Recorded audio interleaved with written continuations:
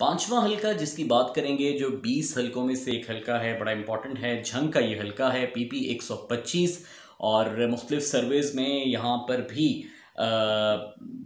पर ही शायद पाकिस्तान मुस्लिम लीग नवाज के लिए ज़रा ख़तरे की घंटी बजाई जा रही है।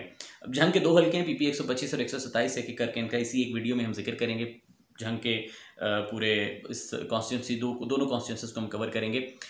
PP 125 झंग का ये हलका है। NA 114 कौमी असम्बली के हलके के अंडर ये आता है। साहबजादा मोहम्मद महबूब सुल्तान पाकिस्तान तहरीक इंसाफ के मुंतखब MNA यहाँ से है। 1,98,000 के करीब टोटल रजिस्टर्ड वोटर्स हैं, जिनमें से 1,13,000 मर्द हजरात हैं और 84,900 कुछ यानी 85,000 के लगभग ख़वातीन वोटर्स हैं। अब 2018 में अगेन इंडिपेंडेंट कैंडिडेट फैसल हयात जवाना साहब यहाँ से खड़े हुए और इलेक्शन जीते। 50,913 के करीब उन्होंने वोट हासिल किए। पाकिस्तान तहरीक इंसाफ के मियां मोहम्मद आज़म साहब 38,461 वोट लेकर, यानी तकरीबन 12,000 के करीब कुछ वोट के मार्जिन से वो ये सीट हारे थे। सरप्राइजिंगली पिछले हलकों की जो हम बात कर रहे थे, वहाँ पर किसी हलके में या मुस्लिम लीग नून दूसरे नंबर पर थी, PTI तीसरे नंबर पर थी, या PTI दूसरे नंबर पर थी और मुस्लिम लीग नून तीसरे नंबर पर थी। यहाँ पर सरप्राइजिंगली मुस्लिम लीग नून हमें कहीं नज़र नहीं आई 2018 के इलेक्शन में। यहाँ पर दूसरे नंबर पर पाकिस्तान तहरीक इंसाफ थी और फिर इंडिपेंडेंट्स कैंडिडेट्स थे। PMLN का यहाँ पर हमें वोट नज़र नहीं आया और यही शायद एक अलार्मिंग सिचुएशन अभी भी PMLN के लिए करार दी जा रही है मुख्तलिफ सर्वेज में। गो के सूरत हाल अभी भी अगेन वही है। फैसल हयात जवाना जो उस वक्त इंडिपेंडेंट लड़कर PTI में शामिल हुए और उन्हें बुज़दार जब वो चीफ मिनिस्टर पंजाब थे उनका मावन खुसूसी भी लगाया गया बराए लाइफ स्टॉक अमूर, और बड़ी उनकी तारीफ़ें भी होती थी, उनके मशवरों को भी बड़ा सराहा जाता था। और जब उन्होंने PTI ज्वाइन की तो वो जो PTI जब एक हवा चली PTI के हक़ में और PTI में ज्वाइन हो रहे थे, तो पार्टी का जो एक मफलर था, जो पट्टा था जो पहनाया जाता था, पाकिस्तान तहरीक इंसाफ का झंडा जो था, वो भी इनकी खान साहब के साथ तस्वीर थी जब पार्टी भी शामिल हुए थे और बड़े अहद पैमान बांधे गए वफा के और एक लंबा सफ़र साथ तय करने के। लेकिन उस लंबे सफ़र का अख्ताम बड़ी जल्दी हो गया। 5 साल भी पूरे होने का उन्होंने वेट नहीं किया और मुनहरिफ अरकान की फहरिस्त में ये शामिल हो गए, जिसका सिला इन्हें मिला और PDM की जानिब से शेयर के टिकट पर अब ये ज़िमनी इलेक्शन लड़ रहे हैं PP 125 झंग से। इनके मुकाबले में पाकिस्तान तहरीक इंसाफ ने मियाँ अफजल साहब को टिकट दिया है। लेकिन यहाँ पर अब एक और सूरत हाल भी है। अब यहाँ पर एक और इंडिपेंडेंट कैंडिडेट हैं इफ्तिखार अहमद साहब। PMLN के लिए अलार्मिंग क्यों है? क्योंकि ये पहले PMLN के MPA भी रह चुके हैं और इनकी एफिलिएशन PMLN के साथ थी। अब यहाँ पर PMLN का वोट डिवाइडेड है क्योंकि कुछ PMLN के पुराने वोटर्स जो हैं, जो नज़रियाती भी होंगे डेफिनेटली, जो इफ्तिखार साहब का ज़ाती वोट बैंक भी बनाते होंगे, वो इफ्तिखार साहब को ही वोट देंगे।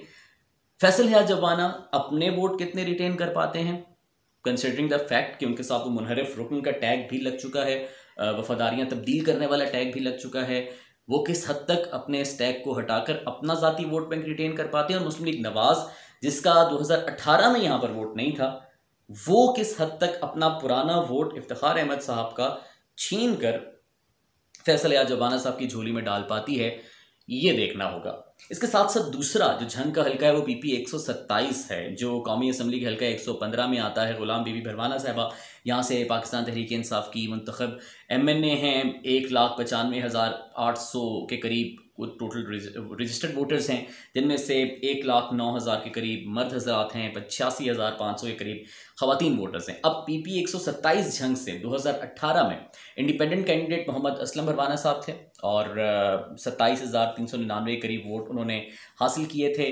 पाकिस्तान तहरीक इंसाफ से मोहम्मद नवाज साहब थे, 26,609 वोट इन्होंने हासिल किए थे। अगेन यहाँ पर एक और सरप्राइजिंग चीज़, पाकिस्तान मुस्लिम लीग नवाज का वोट यहाँ पर था तो सही, लेकिन 12वें नंबर पर लिस्ट में उनका वोट था। मोहम्मद सलीम ताहिर साहब उनके कैंडिडेट थे और 1,949 वोट उन्होंने हासिल किए थे। तहरीक लब्बैक के वोट मुस्लिम लीग नवाज से ज़्यादा थे। 7वें नंबर पर तहरीक लब्बैक का वोट था, 7,240 के करीब वोट तहरीक लब्बैक के उम्मीदवार ने 2018 में हासिल किए थे। अब इस वक्त सूरत हाल बड़ी इंटरेस्टिंग हो गई है यहाँ पर कि PP 125 में तो PMLN का वोट 2018 में नहीं था, PP 127 में जो वोट था वो ना ही होता, वो भी बेहतर था। 1,900 के करीब उनका वोट था। 12वें नंबर पे PMLN जो है वो इस हलके में थी। बट अब PMLN की जानिब से मोहम्मद असलम भरवाना साहब यानी जो पहले इंडिपेंडेंट लड़े पीटीआई में शामिल हुए, अब पीएमएलएन की तरफ से वो इलेक्शन लड़ रहे हैं और उनके मुकाबले में अगेन मोहम्मद नवाज भरवाना साहब यानी वही चेहरे हैं।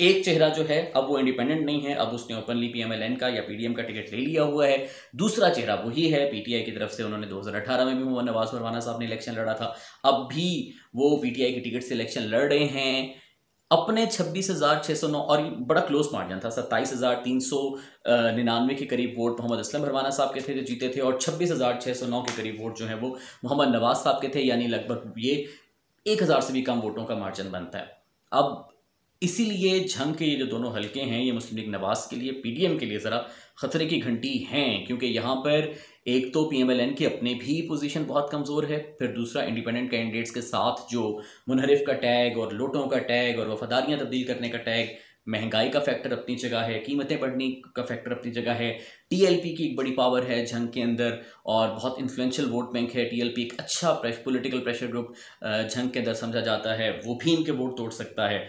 अब देखना ये है कि मोहम्मद असलम भरवाना साहब अपनी इस सीट को रिटेन कर पाते हैं या फिर मोहम्मद नवाज उनसे 2018 की शिकस्त का बदला ले पाते हैं पीटीआई को सीट देने की सूरत में। 17 जुलाई को पता चलेगा।